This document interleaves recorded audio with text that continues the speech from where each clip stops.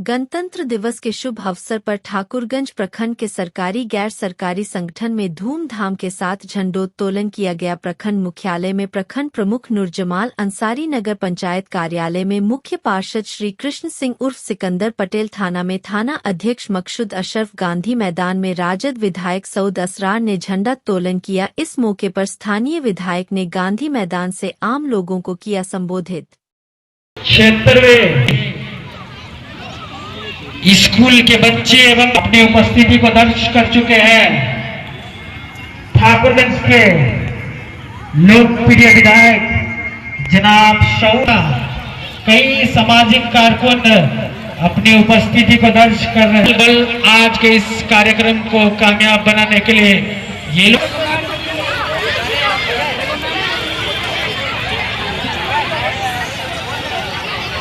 साहब को मैं दावत सकुन दूंगा कि हम अपनी जान के दुश्मन को जानकी को हिंदुस्तान कहते हैं।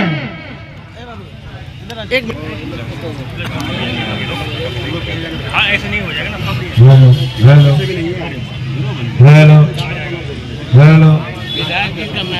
और विभिन्न स्कूल से आए हुए हैं सभी बच्चे,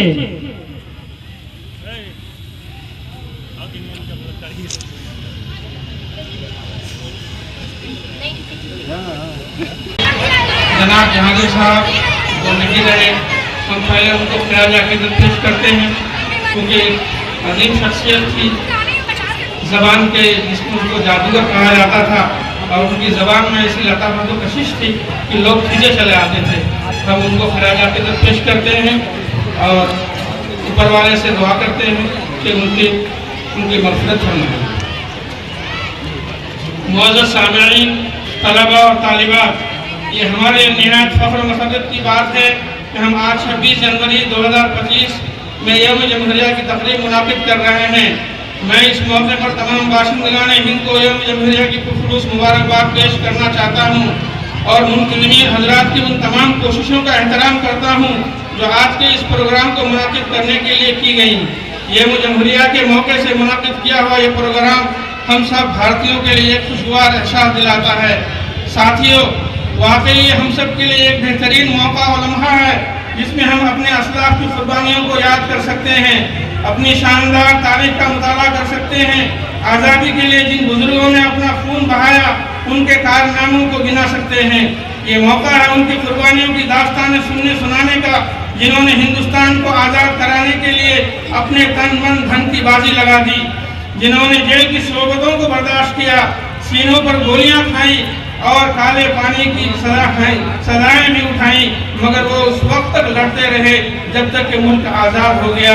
शायर ने क्या खूब कहा है, वतन की रेत जरा एड़ियां रगड़ने दे, वतन की रेत जरा एड़ियां रगड़ने दे, मुझे यकीन है कि पानी यहीं से निकलेगा। दोस्तों और साथियों, ये हमारे लिए खुशी की बात है कि हम आज़ाद मुल्क में आज़ाद जिंदगी गुजार रहे हैं, जबकि एक वक्त ऐसा था कि अंग्रेजों ने हमारे मुल्क को गुलाम बनाया हुआ था।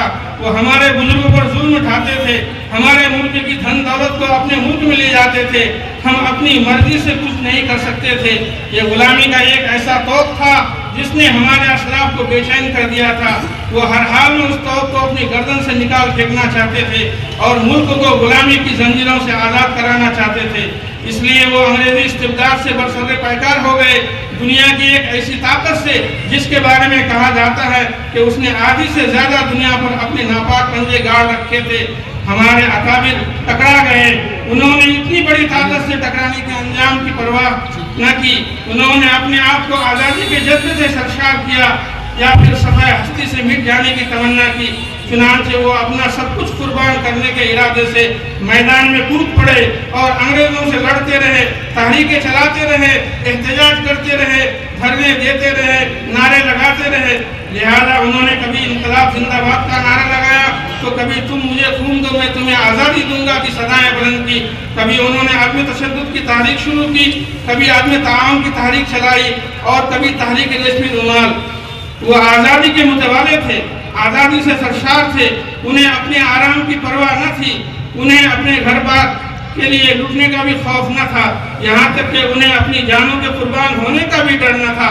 दरअसल वो वतन की आज़ादी के लिए अपनी जानें कुर्बान करने को अपने लिए बाइस सआदत और इफ्तिखार समझते थे।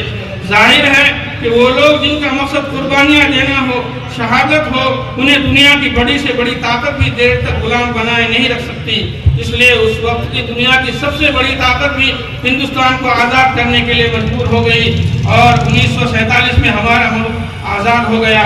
उसके बाद जब भी ऐसे दस्तूर का निफाज भी अमल में आ गया जिसको हिंदुस्तानियों ने अपने मुल्क और अपने मुल्क के बाशिंदों के लिए तरतीब दिया था, जिसे आज हम दस्तूर हिंद, आइन या संविधान कहते हैं, जो हमारे मुल्क के हर शहरी के लिए फख्र का बाइस है और आज़ादी का एहसास दिलाता है।